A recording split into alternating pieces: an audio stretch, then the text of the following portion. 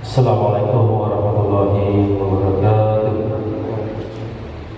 Alhamdulillah wassalatu wassalamu ala Rasulillah Sayyidina wa habibina wa syafi'ina wa nuri qulubina wa qurrati a'yunina Sayyidina Muhammad wa ala alihi wa sahbihi wa mawala. Allahumma shalli ala Sayyidina Muhammad al-Fatih lima ummika wa al-Fatih lima sabaka nasrullah al-Fatih wal hadi ila suratul mustaqim wa ala alihi wa sahbihi wa mawala. Insyaallah kita akan masuk tema yang baru, yaitu mujahadatun nafsi wa tazkiyatiha. Tema ini membahas tentang tasawuf dan akhlak. Tasawuf.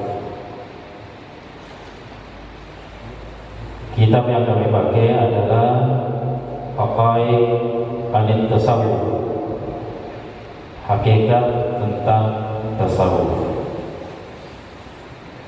Kitab ini kembali viral setelah Ustaz Buya Razi membawakan atau memberikan pengajian bagi kitab ini.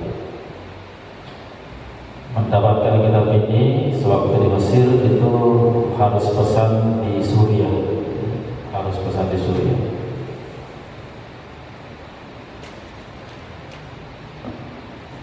Di lembaran awal buku ini, Aqaid At-Tasawuf, di situ dikatakan At-tasawuf kulluhu akhlaq, faman zada 'alaika bil akhlaq zada 'alaika bil tasawuf. Sesungguhnya tasawuf itu semuanya akhlak. Jadi kalau orang belajar tasawuf tapi akhlaknya makin jauh dari aturan agama, itu salah jalan. Karena tasawuf itu semuanya akhlak. Maka siapa yang bertambah mulia akhlaknya, maka sesungguhnya bertambahlah ilmu tasawufnya. Jadi kita langsung ke tema mujahadatun nafsi wa tazkiyatiha. Mujahadah ini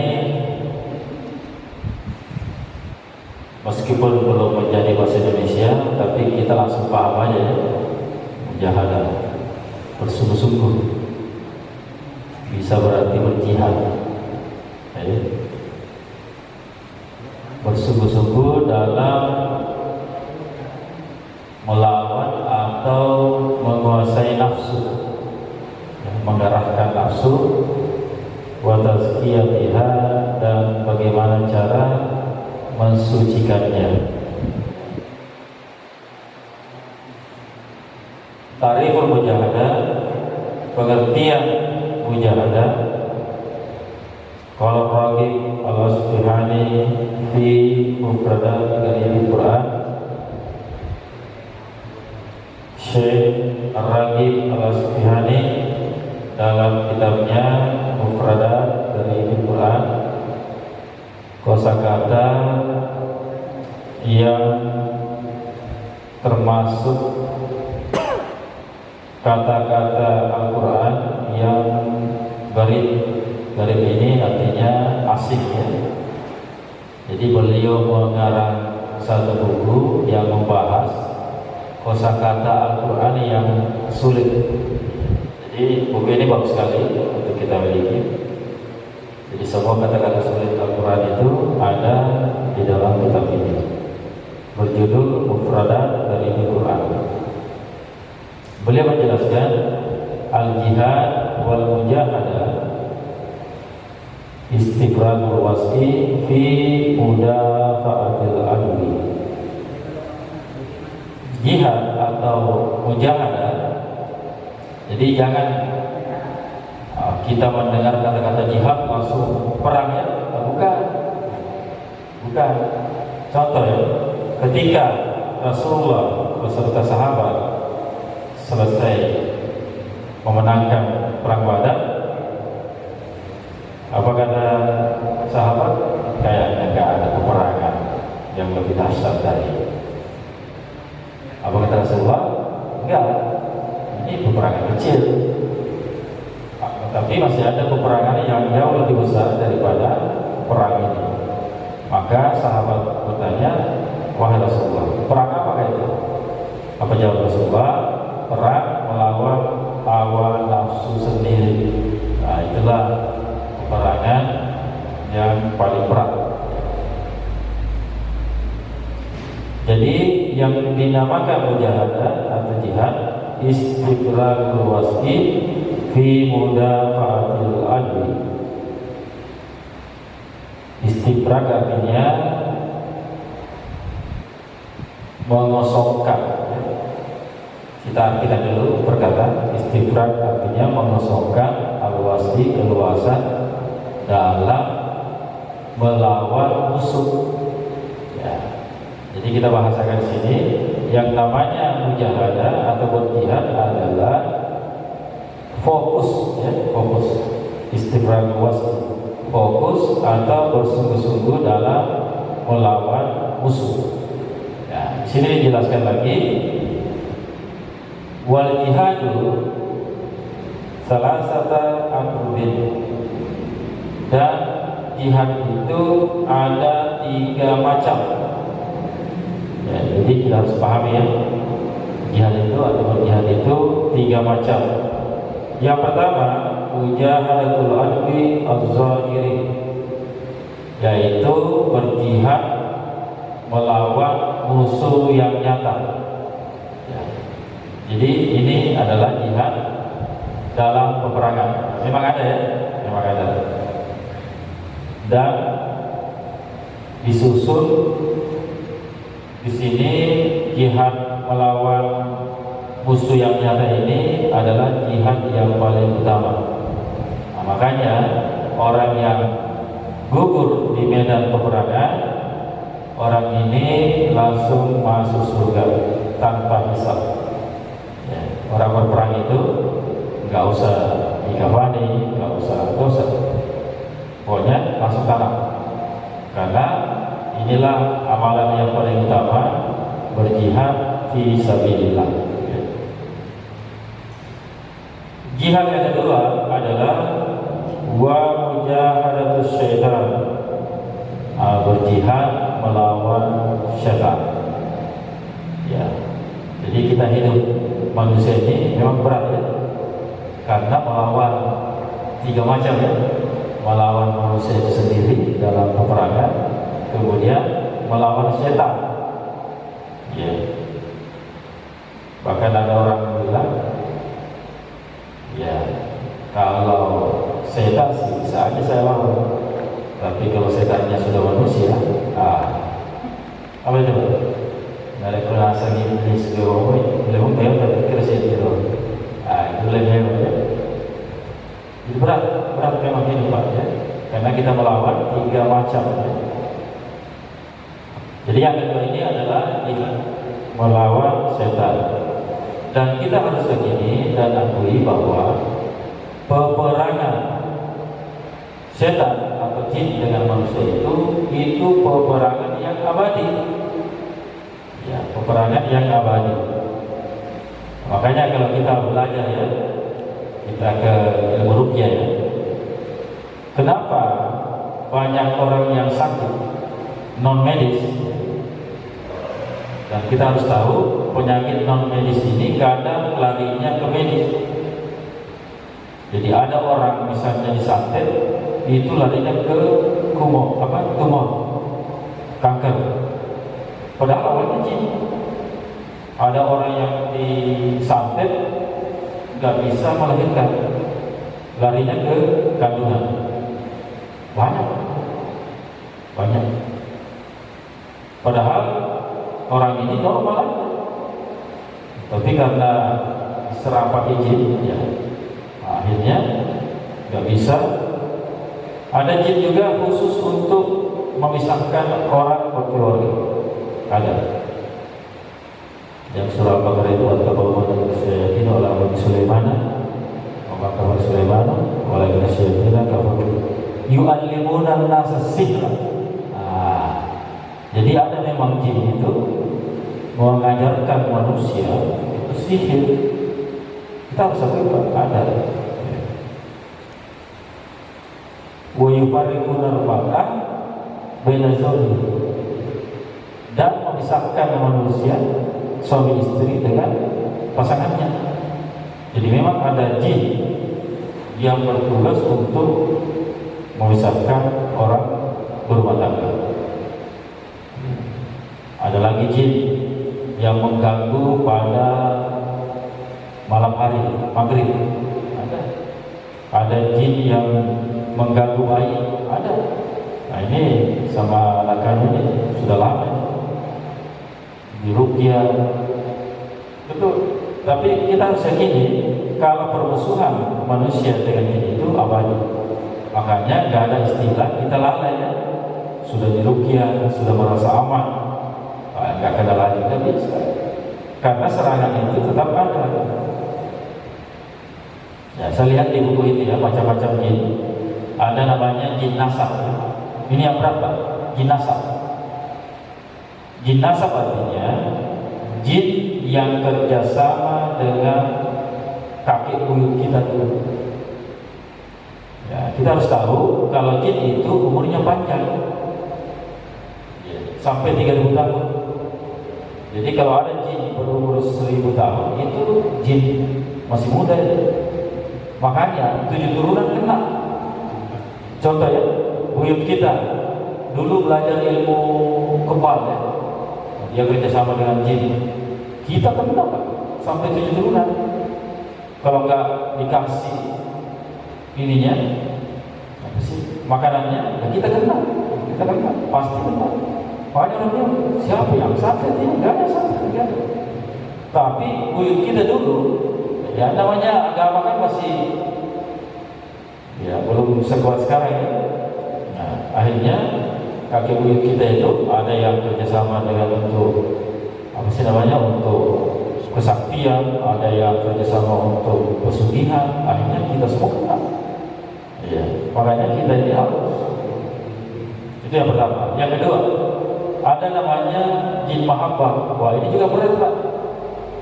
Jin mahabbah artinya jin yang selalu mengikuti manusia ini sejak kecil. Dia awalnya mengikuti, melindungi, tapi ketika melihat manusia ini tumbuh besar, ya, akhirnya jatuh cinta. Jatuh cinta karena kenapa? Manusia ini nggak pakai adab, tidur aja, kadang telanjang. Makanya ada kasus kan, diperkosa sama jin, ya. Ganti pakaian, nggak baca, nggak bertaus misalnya, ya. Makanya jin yang menjaga ini awalnya menjaga bagaikan anaknya, tapi tumbuh besar akhirnya dicintai. Nah ini masalah. Manakala jin mahabbah ini artinya beraksi, ini orang ini susah untuk nikah, selalu batal. Misalnya ada yang lama batal, pokoknya batal. Kalaupun jadi, susah dapat keturunan. Anaknya diserang, bayinya yang baru 4 bulan dimakan. Begitu Pak. Panjang apa bahasanya, bukunya tebal, buku termasuk the best. Saya punya bukunya. Ini diterjemahkan ke dalam lebih 30 bahasa. Yang sekarang orang Mesir. Saya juga baru tahu. Betul-betul karya fenomenal, membahas tentang jin, tentang ruqyah, begitu. Jadi memang kita ini ya namanya hidup kan. Dan ini masalah dengan makhluk halus ini termasuk ya mau dibilang ribet karena mereka itu nggak pernah lengah gitu, ya. Karena memang sudah berikrar, saya akan menjerumuskan manusia masuk neraka. Nah, makanya ya dibuatlah konspirasi.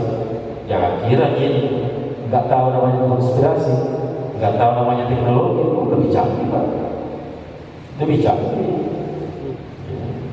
Jadi kita harus mengenali ya. Makanya ada namanya ruqyah mandiri. Nah, inilah ruqyah yang selamanya. Jadi kita tetap meruqyah diri selamanya. Jangan bilang saya sudah sembuh nih, nggak ada. Tunggu saja, karena memang jinnya macam-macam yang siap mengintai kita. Ya. Jadi mujahadah yang kedua itu adalah mujahadah melawan setan. Ya. Setan itu adalah jin. Tapi dalam penjelasan Al-Quran, jinnati wan nas. Jadi setan itu dua macam, ada dari jin dan dari manusia. Nah, justru yang terberat itu adalah jinnya dari manusia. Ya, jin apa? Setan manusia ini kita azab nyengir. Kalau jin setan Pak, itu kita azab pasti lari. Pasti itu. Mau iblisnya pasti. Dan mereka larinya itu terkencing-kencing Pak. Mereka kembali itu ketika mau salat. Jadi yang paling ditakuti jin setan ini adalah azab dan kamat ya. Kan sama aja. Tapi setelah itu lari lagi. Kita mau takbir, tunggu. Semua yang kita lupa pasti ingat. Allah, aduh, kunci mobil tadi di kantong sini gitu. Nah makanya kalau lupa Pak, langsung sholat pasti ingat. Ya, kenapa? Kalau lupa sesuatu langsung sholat. Mau sholat sunnah ke apa? Pasti ingat. Ya. Itu yang kedua ya. Yang ketiga, wa mujahadatun nafsi. Jihad yang ketiga itu adalah jihad melawan hawa nafsu sendiri. Wah, ini yang berat. Subhanallah, ini yang berat. Makanya rumusannya itu orang yang bisa tidak bermaksiat manakala sendiri, maka itulah yang dijaga oleh Allah. Ini berat. Banyak orang tidak bermaksiat ketika ramai, ketika kita pengajian, ya kita suci semuanya. Tapi manakala sendiri, ya, kita berlindung ya, kepada Allah. Semoga kita menjadi hamba yang taat dalam kondisi apapun ya. Mau ramai, mau sendiri, mau sembunyi, mau terang-terangan. Jadi itulah 3 pembagian dari jihad. Ya, kembali kita ingatkan, jihad ini bukan langsung berarti jihad perang ya. Tapi jihad ini artinya bersungguh-sungguh. Ya, istifradul wasi fi mudafa'atul amri. Jadi jihad itu sebenarnya bersungguh-sungguh. Ya. Kita lihat dalilnya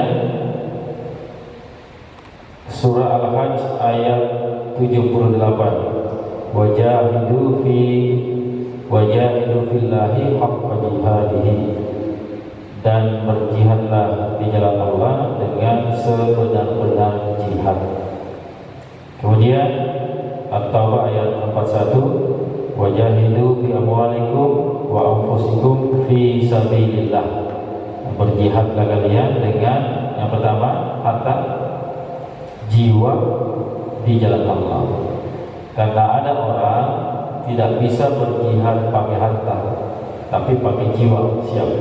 Sebaliknya, ada orang tidak bisa berjihad pakai harta, tapi jiwanya siap.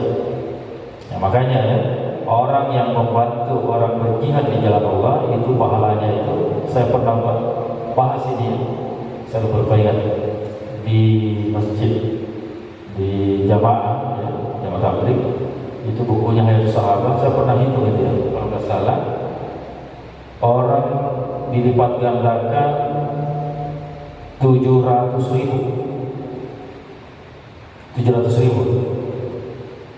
orang yang membantu orang berjihad, membantu. Apalagi kalau sudah pakai darah sendiri dan jiwanya, membantu saja. Nah itu dikali 700.000. Ada di dalam kitab Hayatus Sahabat. Saya pernah bahas itu satu sesi. Jadi kalau kita membantu orang 1 juta saja, 700.000 berapa itu? 700 miliar ya? Kan begitu kan? Betul kan? Kali 700.000 berarti 1 juta menjadi 700 miliar ya? Kurang lebih lah ya? Anggap aja iya.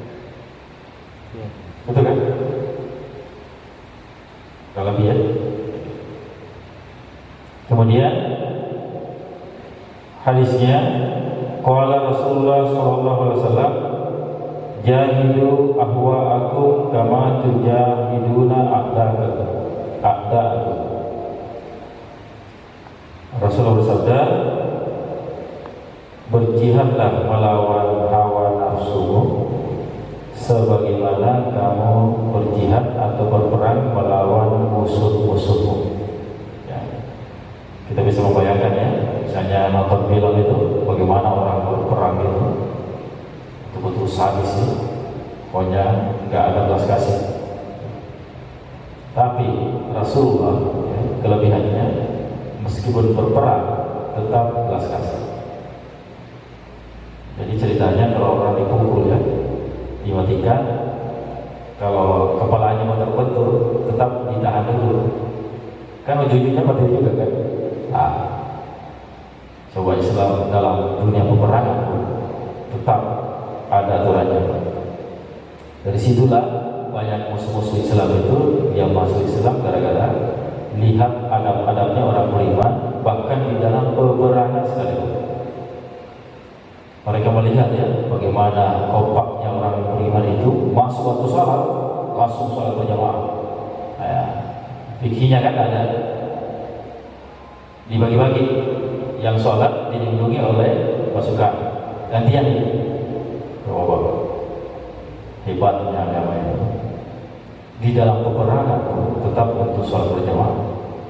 Enggak ada bilang nanti sholat sendiri aja, enggak, tetap berjamaah. Inilah dalil yang paling kuat ya salat berjamaah. Surah Nisa ya, ayat 100 lebih. Tentang tata cara bagaimana salat berjamaah dalam peperangan. Ya. Tapi orang kafir itu juga yakin ya, kalau dalam peperangan hal-hal yang berhubungan dengan Rasulullah selesai. Contoh ya, dalam peperangan itu Rasulullah meludah. Ya biasalah. Meludah, kenalah kafir ini. Dia yakin pasti saya mati. Kenal ludah Rasulullah, makanya dia langsung mengejar Rasulullah dan minta ya untuk diringankan. Coba kalau bisa ya.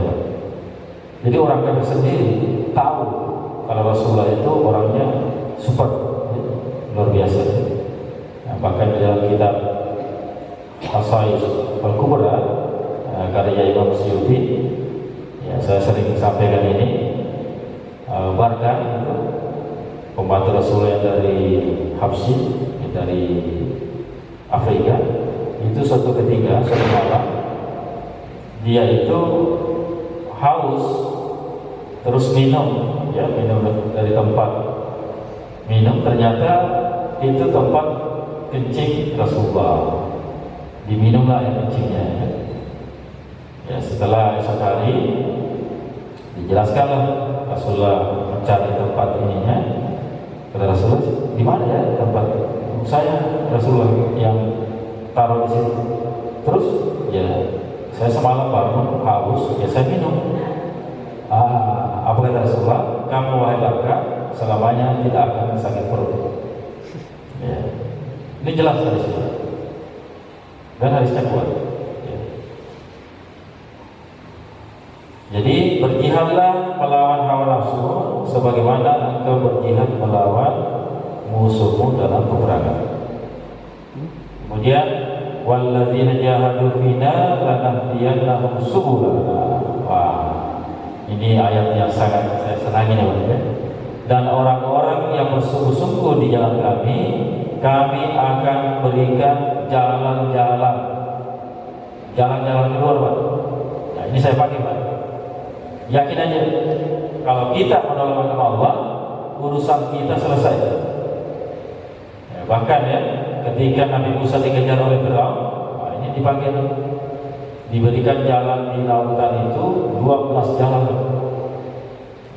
Jadi kalau kita mengurus agama Allah, 12 solusi kita dikasih berhubungan dengan ayat. Ini saya pegang banget. Pokoknya kalau mau mengurus agama Allah, selesai, pasti selesai. Yakin aja. Apa kata guru kita, guru Sadat, dari mengurusi agama Allah Taala, Allah Taala lebih disengi aga kebutuhan dan perut. Ya. Artinya, jika engkau mengurus agama Allah, Allah lebih tahu apa kebutuhan dapurmu atau kebutuhan sehari-hari.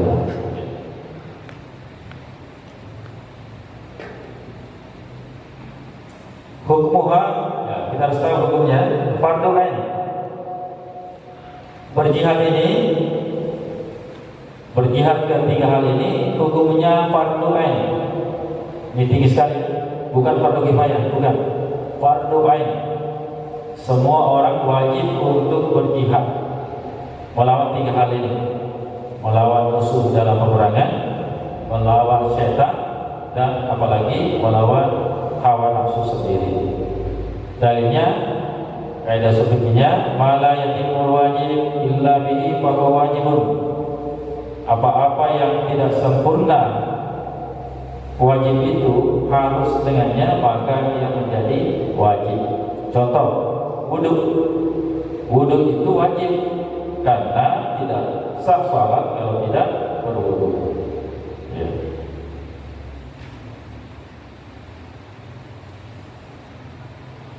Ya, kita bahas yang terakhir, cara bermujahadah. Ya, kita lompat-lompat aja, lompatin. Tariqatul mujahadah, cara berjihad. Wa awal marhala fil mujahadati ada muridal mar'a an nafsihi wa imanuhu biwasfiha allati akhbaratuhu khaliqiha wa madadiha wa mabda'iha. Cara berjihad itu kita harus yakin, ya, kita harus yakin kalau musuh kita itu berupa nafsu ini selalu mengantarkan ke kejahatan. Jadi gak ada istilah ya berdamai dengan apa sih? Berdamai dengan iblis, gak ada. Berdamai dengan nafsu gak ada. Karena memang ini, ya kita harus yakini kalau nafsu itu selalu mengarahkan manusia itu kepada kejahatan. Ya, jadi kita harus tahu ya, ini kalau sudah nafsu ini, ya pasti jahat. Ya, meskipun ya ada nafsu kita yang mengarahkan kita ke hal-hal yang boleh, ya. Tapi pada umumnya kalau sudah berbicara nafsu pasti kepada kejahatan. Wa 'allamahu anna nafsa akbar qatilun lillahi ta'ala. Dan dia harus mempelajarinya, sesungguhnya hawa nafsu itu adalah hal yang paling besar untuk memutus hubungan dengan Allah. Ya. Ini sudah berbicara tasawuf ini Pak sebenarnya. Ya, harusnya gimana nih? Harusnya lampu dimatikan nih. Nah, ini sudah masuk intinya nih. Saya kayak kurang hadir ya, tapi malaikat paling banyak hadir. Ya. Jadi kita harus tahu kalau nafsu inilah hal yang paling besar yang memutus hubungan dengan Allah. Wal qati'u anillahi ta'ala arba'atun. Hal yang memutuskan manusia itu dengan Allah 4. Ya, 4 Pak ya. Ya. Yang pertama nafsu. Ya. Yang bisa memutuskan manusia dengan Tuhannya 4. Yang pertama nafsu. Yang kedua dunia. Ya. Yang ketiga syaitan. Yang keempat makhluk. Jadi saya ulang ya, 4 hal yang bisa memutuskan manusia dengan Rabbnya, dengan Tuhannya, ada 4. Yang pertama nafsunya, hawa nafsu. Yang kedua dunianya. Yang ketiga syaitan. Yang keempat makhluk. Jadi makhluk ini semua selain Allah. Ya. Kemudian amma adawatul nafsi wa syaitan wa zahirah. Adapun ya permusuhan atau musuh nafsu dan setan itu nampak ya, nampak. Wa amal hakka fa mulahazatu wadihim wa zambihim ta'urkul sirah salik ila rabbih. Ta'urru qala sirah salik ila rabbih. Wa amal dunia fahtimamu biha wa isgal qalbi bitaqli yadiha qatil kabirin anillahi ta'ala. Ini footnote-nya ya, footnote-nya. Wa fi halatil fakri taksirul humum al-marif wa tazkiruhu lillah ya. Adapun masalah keduniaan ini juga berbahaya ya, di sini dijelaskan karena banyak hal-hal dunia itu kekurangan harta yang menyebabkan kefakiran, kekufuran. Makanya hadisnya kadal fakru ayatuna kufran. Jadi kefakiran itu beda tipis dengan kekafiran. Nah, kita lihat ya, banyak saudara kita yang menukar imannya cukup dengan sembako. Banyak ya, cukup dengan sembako. Yang menukar imannya cukup dengan uang 500.000, selesai, hancur. Ya, jadi betul ya. Jadi nafsu setan itu masih hal-hal yang dibilang nampak ya, pengertian beliau ya. Yang tidak nampak di sini bahkan dunia, padahal nampak di mata kita kan. Karena ini bahaya sekali ya. Dalilnya innal insana la yatgha an ra'ahu istaghna. Sesungguhnya manusia itu sangat-sangat melampaui batas ketika melihat dirinya sudah cukup. Wah, ini yang bahaya. Melihat diri cukup, enggak cukup, sudah cukup dari hidayah, sudah cukup ilmunya, semuanya ini yang berbahaya. Ya, sudah cukup deh, enggak usah ikut taklim, enggak usah. Gampang lihat aja di YouTube-nya misalnya, merasa cukup. Nah, inilah perang yang paling besar yang dihadapi oleh manusia. Jadi Islam sebenarnya itu mengajarkan tentang keindahannya, rapi, necis. Muhammad Isa, Abdul Qadir Isa. Ya, tekan dalam bahasa Indonesia sudah belum. Tapi terakhir ini dibawakan oleh Buya Radi. Sering saja.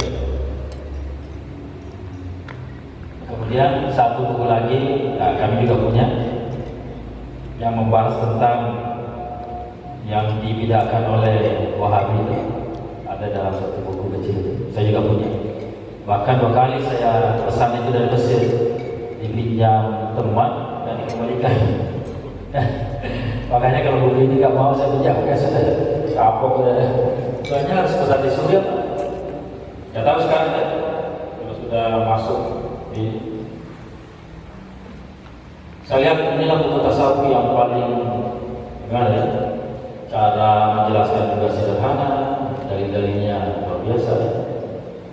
Makanya kadang saya kalau pengajian itu saya selalu ikutkan itu. Banyak kan ngambil dalilnya di sini. Dari pihak mereka ya, mereka itu sebenarnya nggak senang dengan tasawuf itu, bahkan kadang dibid'ahkan. Ya. Cuma mereka itu lain bahasanya tazkiyatun nafs, ya pas banget. Padahal tazkiyatun nafs itu adalah cabang dari ilmu tasawuf itu sendiri. Ya, begitu saya sering share sama mereka. Kami ini tasawuf itu nggak ada. Terus yang kalian pakai tazkiyatun nafs, ya sama aja. Salah satu bab dari tasawuf itu adalah tazkiyatun nafs, seperti yang kita baca ini. Nah, Begitu. Apalagi di mukadimah buku ini, kalau tasawuf itu semuanya akhlak. Siapa yang makin mulia akhlaknya, maka dia makin sempurna tasawufnya. Sebenarnya tasawuf ini, biar kita tidak namakan tasawuf, kalau orangnya akhlaknya tinggi, dia akan berjiwa tasawuf sebenarnya.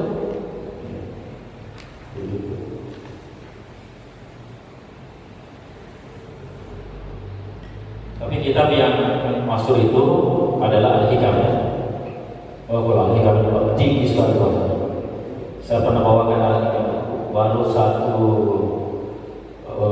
paragraf itu 1 bulan saya bawakan. Karena saya harus pakai kitab lain untuk mensyarah. Iya. Nah, saya pakai kitab Risalah Qusyairia. Itu juga tasawuf yang paling lengkap. Risalah Qusyairia. Bukan. Ini sudah diterjemah ya. Kalau iya, ya termasuk iya ya. Orang nggak pungkiri lagi ya. Kitab tasawuf yang paling lengkap adalah iya ya. Tapi Risalah Qusyairia ini luar biasa kitabnya. Saya sampai 2 kali beli. Saya itu kalau buku sudah beli, kalau sudah rusak, jelek, saya beli lagi yang baru. Harusnya kan beli yang lain, tapi kan kalau ada saya suka sudah, saya beli lagi yang baru. Jadi kitab yang di saya 2, 1 cetakan lama, 1 cetakan baru. Kemudian saya beli syarahnya, ithaf namanya, 14 jilid. Masih ada di Sulawesi, belum dikirim lagi. Makanya Pak Ji bilang, saya kalau sudah satu misalnya warung, jangan bawa saya ke tempat lain, karena nggak puas saya, nggak bosan, karena sudah pas gitu rasanya. Ya, pokoknya suka buku, saya koleksi itu. Diciptakan ini, padahal ininya sama. Ya. Sama dengan Al-Azkar ya, Imam Nawawi. Ini bagus sekali bukunya. Saya ketemu lama di Polman. Apa prinsip beliau? Beli buku ini meskipun kamu harus jual rumah. Saking pentingnya itu Al-Azkar Imam Nawawi. Sudah diterjemah. Dan saya beli syarahnya Al-Futuhat Rabbaniyah syarahnya. Alhamdulillah ya, kalau referensi mungkin sampai kita meninggal semua kan baca. Ya. Itulah bagusnya pengajian yang pakai buku. Jadi itulah kelebihannya kita pengajian pakai buku. Enggak kemana-mana itu pembahasan dan bisa dipertanggungjawabkan. Betul-betulan ya, bukan ada lele. Ya, enggak ada lele, enggak ada lele. Ya, ini dalil lele sesungguhnya. Enggak tahu ada lele, artinya dalilnya itu kata orang dari mana dalil? Bisa dengar gini. Ada lele ya, bukan dalil ya. Apa kalamnya itu tidak dia dengar dari seorang dan namanya mendengar kabar bisa lebih bisa dikurangi. Nah, ya kan? Ya katanya ada lele katanya. Kalau kita baca kitab dalil Pak. Ayat, hadis, perkataan ulama nggak jauh dari sini. Ya. Saya pribadi, saya jangan mengutip pendapat saya sendiri. Coba, mana ada pendapat saya? Enggak. Tetap mengutip kalau bukan kalau Allah Ta'ala, kalau Rasulullah atau pendapat ulama. Ya. Jangan pakai ini pendapat saya. Wah, makanya kalau ada pendapat saya dari mana pendapat saya? Jadi harus tetap berdalil. Nah, cuma permasalahannya perbedaan dari kita dengan mereka dalilnya cuma 2. Nah, itu susahnya Pak. Jadi mereka itu ayat, hadis, tok. Kita 4 yang utama, bahkan 10. Jadi dalil itu sebenarnya ayat, hadis, ijma ulama dan qiyas. Ini harus dipakai, Pak. Harus dipakai. Contoh kias, ya. Tidak ada pelarangan narkoba. Kenapa narkoba? Enggak ada ayatnya, enggak ada isinya. Itu kita pakai kias. Mereka enggak pakai itu. Pokoknya kalau buat dilakukan Rasulullah, katanya ahli hadis. Hadisnya cuma satu. Itu aja. Lebih dari dalalah itu aja katanya ahli sunnah. Tapi dalilnya cuma satu. Kita sudah pakai bahkan ribuan ya. Jadi mereka itu cuma satu. Belum tidak dalalah. Ada lucu ya, lucu gitu ya. Dia nggak pakai ijma ulama, tapi mengkafirkan mazhab. Subhanallah. Ya, katanya nggak pakai ijma ulama, tapi mengkafirkan mazhab. Mereka tidak tahu kalau dia bermazhab. Bermazhab ke siapa? Ke gurunya. Kalau sudah perkataan Ibnu Taimiyah, pokoknya kayak mengalahkan Al-Quran ya. Padahal Ibnu Taimiyah bermazhab ke Imam Ahmad. Coba logikanya, mereka mengkafirkan empat mazhab. Abu Hanifah, Imam Malik, Imam Syafi'i, Imam Ahmad. Sementara dia cuma mengakui Ibnu Taimiyah.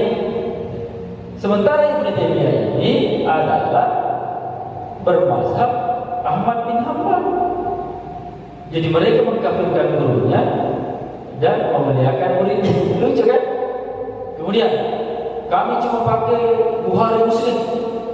Hadis lain nggak ada itu. Kutub Sittah, apalagi Kutub Tisah. Bukhari Muslim ini mazhabnya Syafi'i. Coba. Mereka mengkafirkan Imam Syafi'i, tapi memakai muridnya Imam Syafi'i, yaitu Imam Bukhari. Jadi memang harus bawa saja. Makanya ini mereka ini lucu itu, lucu banget, lucu. Kiriman buku saya sudah nyampe. Ya, yang pendapat Ibnu Taimiyah yang mau mereka Maulid sudah nyampe. Kalau penasaran, silakan di rumah. Saya bukakan perkataan Ibnu Taimiyah itu membolehkan Maulid. Maulid itu boleh. Nah, ini yang membedakan dengan mereka, yaitu sikap menghadapi perbedaan pendapat. Ya, contoh ya, Ibnu Taimiyah tidak berboleh. Tidak berboleh. Tapi sikapnya terhadap orang yang bermaulid apa beliau katakan? Fa ta'zimul maulid wa ittihadihi musiban kada yaqbaluhu an-nas wa yakunu lahu ajrun azim li husni qasdihi wa ta'zimihi li Rasulillah sallallahu alaihi wasallam. Jadi Ibnu Taimiyah tidak bermaulid, tapi apa kata beliau? Bagi orang yang bermaulid diberi pahala yang besar. Contoh ya, contoh. Saya tidak merokok, ya, saya tidak merokok. Apakah saya melarang Anda merokok? Mana dari sini? Enggak pernah. Coba supir-supir saja. Ustaz, saya merokok. Tapi saya tidak merokok. Ya, jangan paksa saya untuk merokok. Tapi saya juga tidak bisa melarang Anda untuk merokok. Jadi pernyataan sikap ya, ya itulah sikap yang bijak, dewasa dalam berbeda pendapat. Masalah bidah mereka cuma satu, sementara bidah itu lima bidah itu. Garis besarnya oleh Imam Wasaddu ada bidah dalalah, ada bidah hasan, dan kita sepakat ya. Bidah dalalah sepakat, cuma mereka nggak ada bidah hasan saja. Jadi lucu memang. Sementara ada hadis Imam kata hasanah itu dibilang. Jadi kalau kita membentukkan hadis, memang ada pengalamannya. Nah, bidah sebenarnya itu lima. Ada bidah boleh. Bidah boleh yang paling kita lakukan adalah makan dengan macam-macam jenis makanan. Itu bidah apa? Tapi boleh. Karena Rasulullah tidak pernah makan bermacam-macam makanan. Coba baca sejarah. Rasulullah itu cuma tunggal itu, roti lauk. Misalnya lauknya daging, udah roti daging. Lauknya sayur, udah roti sayur. Kesukaan lalu siang. Ya. Dalam kitab Imam Tirmidzi itu Syama'il Muhammadiyah itu sayuran kesayangan Rasulullah adalah labu.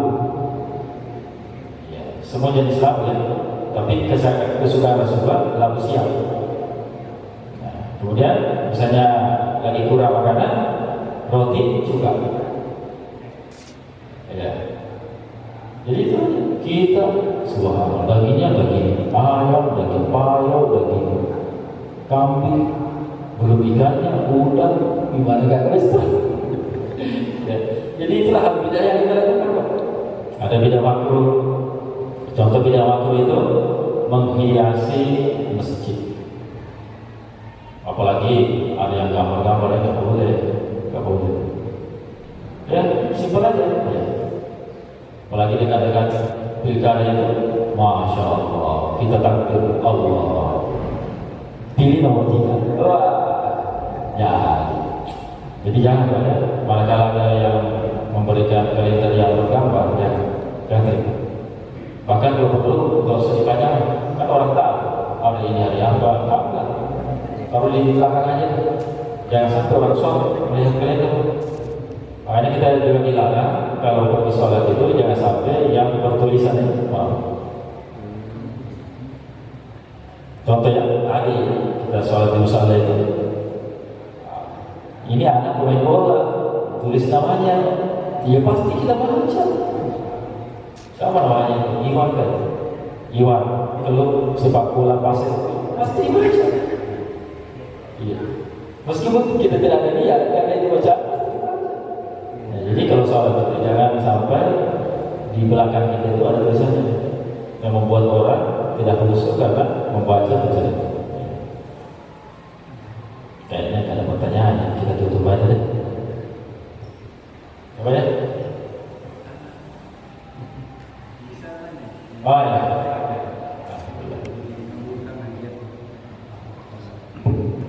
Assalamualaikum warahmatullahi wabarakatuh. Waalaikumsalam.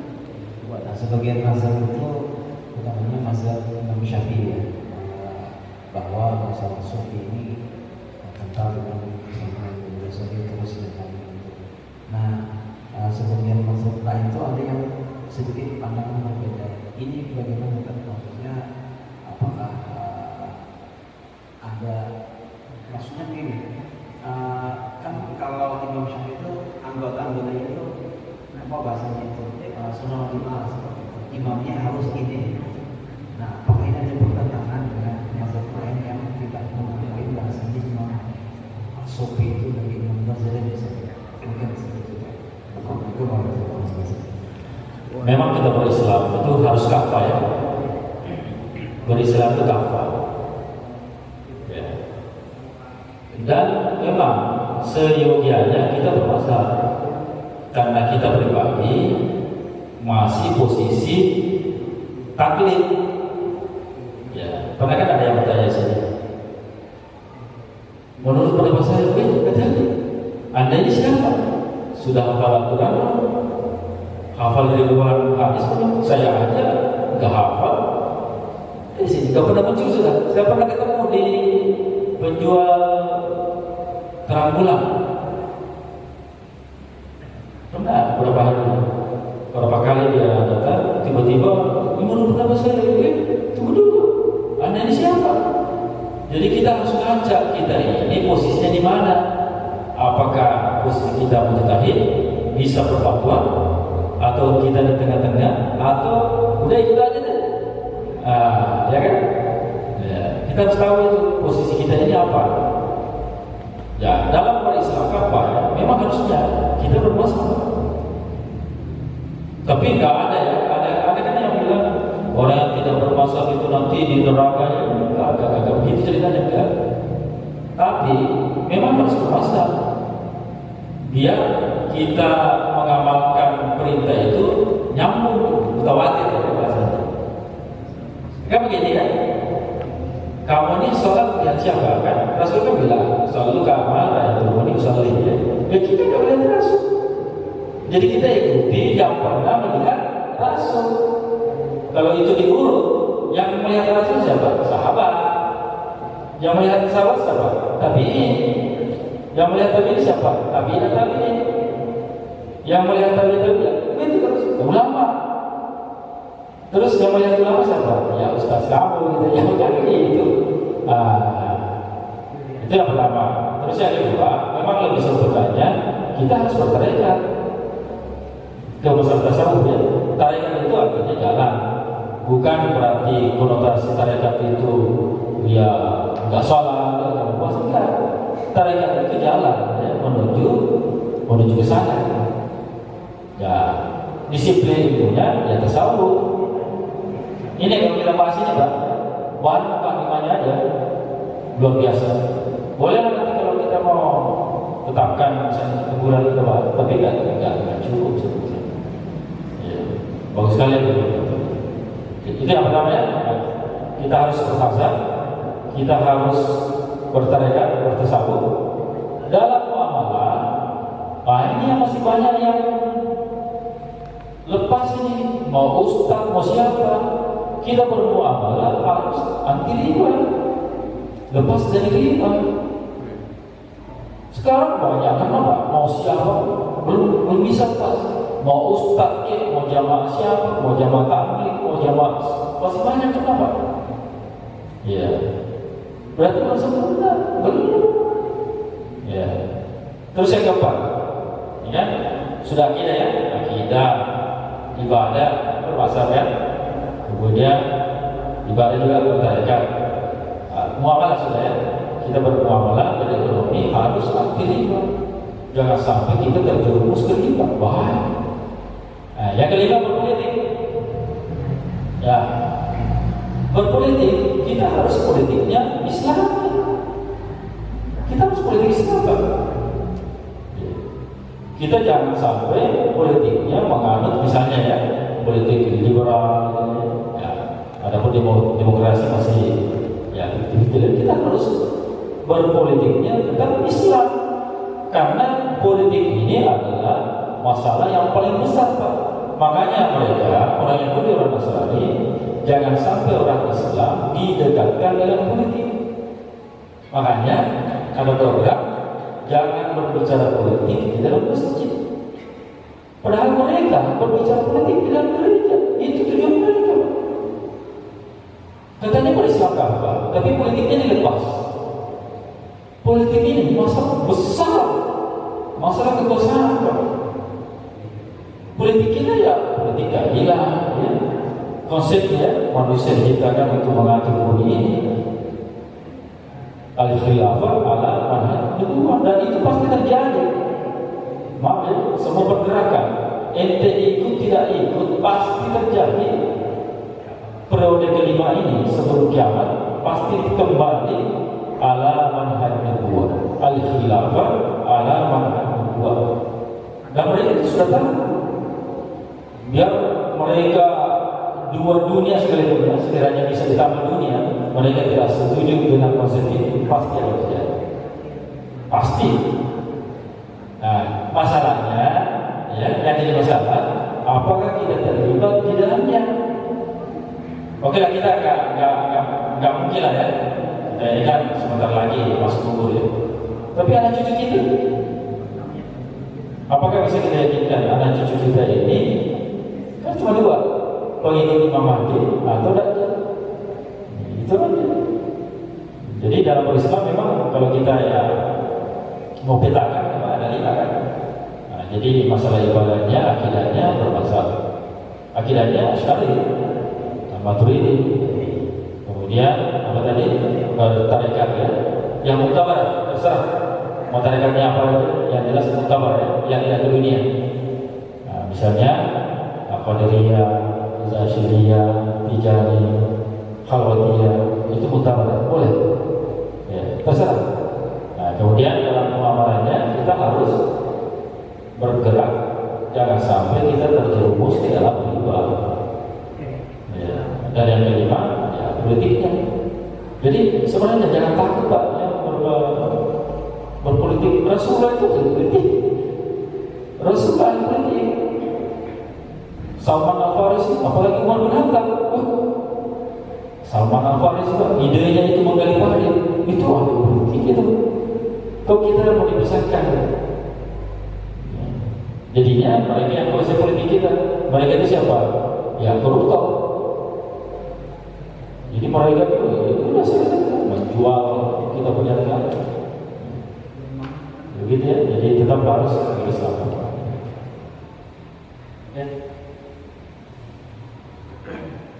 Ya. Assalamualaikum warahmatullahi wabarakatuh. Ini Pak Ustaz, apa kita boleh bermasak lebih daripada satu? Katanya kita ikut masak sapi, terus tadi ikut dengan Imam Hambal. Bagaimana Pak Ustaz? Aturan dasarnya intinya bermasak. Ya. Adapun pertanyaan Bapak itu bisa lebih dari satu. Yang pertama, kita boleh pindah mazhab manakala darurat. Contoh, kita berhaji Syafi'i, kita pakai sana. Ya. Kita pakai sana. Jadi kita di Saudi itu manakala tawaf persentuhan itu tidak batal. Kalau motor pakai Syafi'i di sana, ya Allah, persentuhan terus, wudu lagi melewati jutaan manusia, enggak beres sekarang kita Pak. Jadi boleh dalam kondisi darurat boleh pindah mazhab, ya, tapi sesaat ya, ada waktunya ya. Setelah selesai musim haji udah balik lagi. Yang kedua, itu dekat-dekat dengan Muhammadiyah. Jadi Muhammadiyah itu ada namanya majelis tarjih. Nah, ya, kan?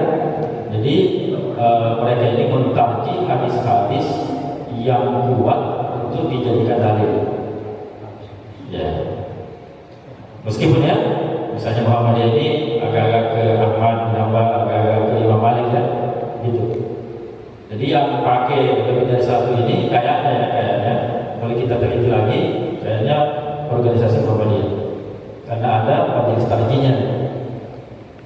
Jadi mana yang lebih kuat itu dipakai. Intinya kita bermasalah. Niatkan aja Pak. Meskipun kita tidak tahu biografinya Imam Syafi'i, apa-apa ajarannya, ya kita posisikan diri kita taklid, udah aman. Kalau orang taklid aman sudah. Karena mereka nanti akan dibangkitkan bersama orang yang diikuti kan. Nah, contoh ya, kamu taklidnya ke siapa? Imam Syafi'i, insya Allah kita bersama Imam Syafi'i di surga, insya Allah. Ya, begitu ya.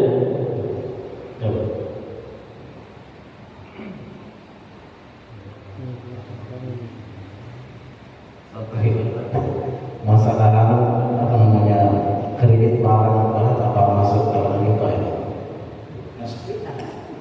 Masuk. Jadi yang menentukan riba tidaknya yang pertama akad.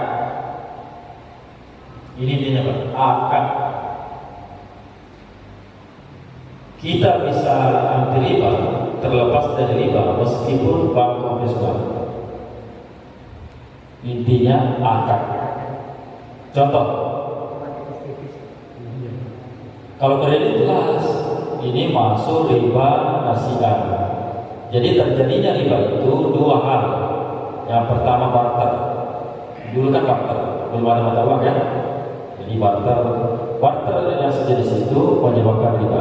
Emas dengan emas, perak dengan perak, gandum dengan gandum, kemudian kurma dengan kurma, dan bahkan garam.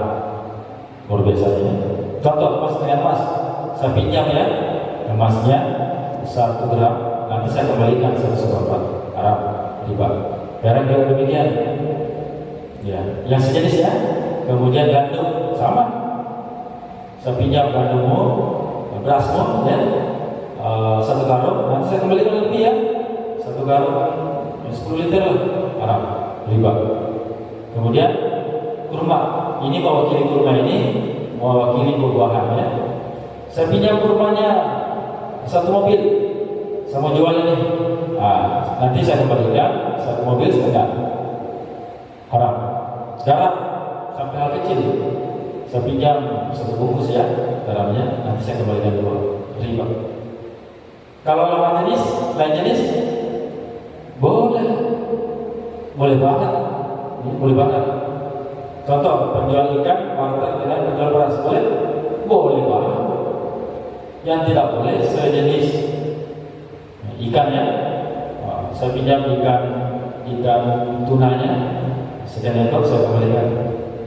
Kalau ditukar dengan lain jenis, boleh. Yang kedua, yang terjadinya riba karena kredit. Kredit itu bahasa Indonesia apa? Cicil. Belum, bukan. Kredit apa bahasa Indonesia? Angsuran. Oh, bukan. Utang. Angsuran itu membayar. Apa? Ngutang. Itulah riba nasiah atau riba jahiliyah. 80% orang terjerat riba karena utang. Utang ini ribanya di mana? Yang pertama di akad. Kamu utang ya? Kredit ya, bahasa trennya ya. Bunganya 2%. Ingat ya? Padahal salah bahasa, bukan bunga, harusnya apa? Racun Pak. Ya harusnya kalau kita ke bank, ini saya ada uang ini 1 miliar, racunnya berapa? Bukan bunganya. Coba. Ya. Itu yang pertama ya. Akadnya itu sudah ada bunga ya, tambahan. Bunga artinya tambahan. Ya. Yang kedua, dengan adanya denda keterlambatan. Contoh, riba jahiliyah dulu. Kamu pinjam uang saya 1.000 dinar. Kalau kamu nggak mampu untuk bayar pokoknya, saya pending.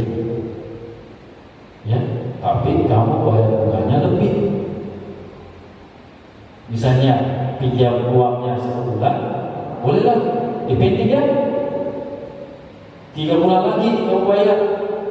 Kalau enggak sanggup bayar pokoknya dengan bunganya, cukup bunganya aja deh. Tapi bunganya saya tambah ya. Kemarin kan bunganya 2%, sekarang 5% ya. Karena kamu tunda pembayaran. Pas sampai ke kamu bayarnya tahun depan ya.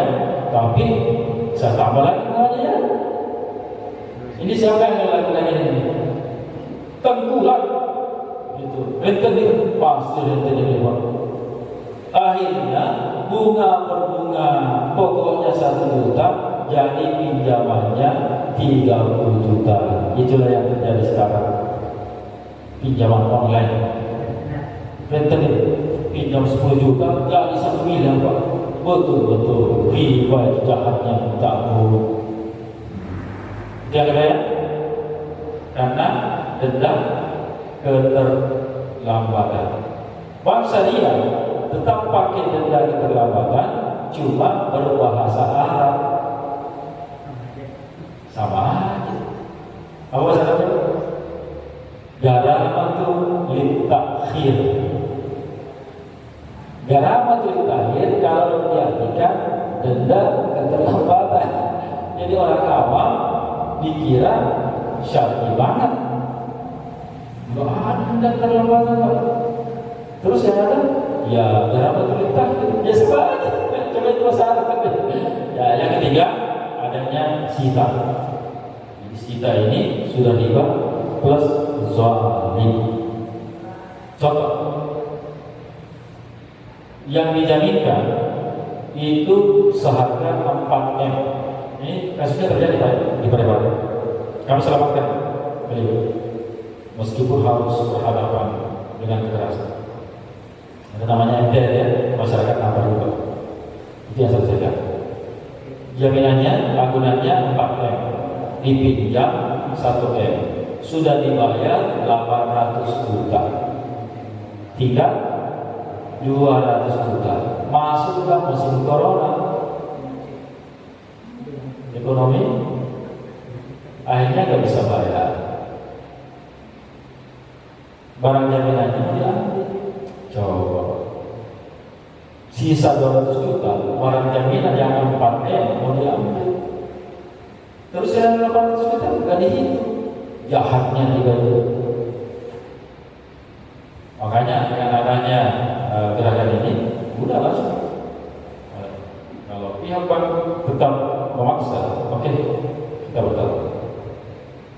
dari dulu aja.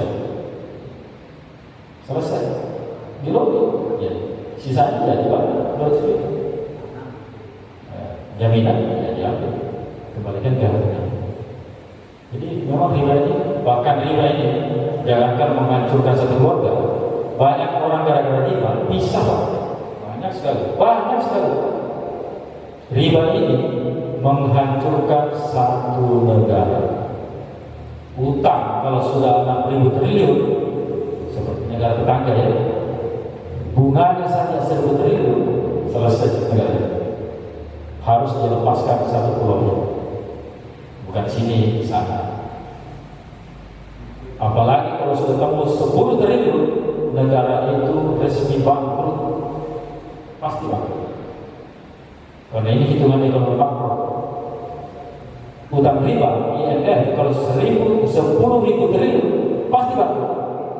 Siapapun negaranya, dan itu sudah banyak terjadi di Afrika. Negara tetangga ini tidak tunggu hari, pasti, kecuali Allah yang mempertahankan negara itu. Ya, makanya banyak istighfar, salawat. Semoga ada keajaibannya. Sama seperti di Malaysia, ketika ditagih utangnya, yang utang siapa? Ya negara kamu, itu bukan saya. Itu kan presiden saya sudah menyerahkan, yang tagih sama dia. Coba itu Malaysia. Kemudian kalau motor, apa sih kamu bangun? Ini bangunan, udah ambil, angkat, bawa ke Cina, angkat bawa lagi. Gitu. Semoga ada keajaiban nanti. Tiba-tiba ada pemutihan, dihilangkan bunga, ya selesai aman. Ya, semoga ya. Tapi kalau kita pikir-pikir ya kita juga sih yang menjerumuskan diri kan? Karena memang sudah image kita itu sudah dicuci Pak. Enggak bisa usaha kalau tidak pinjam. Pinjamnya pasti ke bank, selesai. Semoga Allah menjaga kita ya. Sekira demikian Pak. Jam berapa? Jam 21.24. Ada si kemparnya agak lewat hari ini Pak.